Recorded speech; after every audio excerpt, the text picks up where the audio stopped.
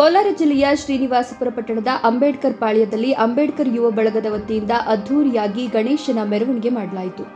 ಗಣೇಶನ ಬಳಿ ಇಟ್ಟಿದ್ದ ತುಪ್ಪದ ಲಡ್ಡುವನ್ನು ಹರಾಜು ಮಾಡಲಾಗಿ ಹರಾಜು ಪ್ರಕ್ರಿಯೆಯಲ್ಲಿ ಕಾರ್ಪೆಂಟರ್ ರಘುರವರು 10,516 ರೂಪಾಯಿಗಳಿಗೆ ಹರಾಜಿನಲ್ಲಿ ಲಡ್ಡು ಪಡೆಯಲಾಗಿದ್ದು, ಲಡ್ಡು ಹರಾಜು ಮಾಡಿರುವ ಹಣವನ್ನು ಮುಂದಿನ ವರ್ಷ ಗಣೇಶ ಚತುರ್ಥಿಗೆ ಗಣೇಶನ ಮೂರ್ತಿ ಖರೀದಿ ಮಾಡಲು ಲಡ್ಡು ಹರಾಜು ಮಾಡಿರುವ ಹಣವನ್ನು ಬಳಕೆ ಮಾಡಲಾಗುತ್ತದೆ ಎಂದು ನಾಗರಾಜ್ರವರು ಮಾಹಿತಿ ನೀಡಿದರು.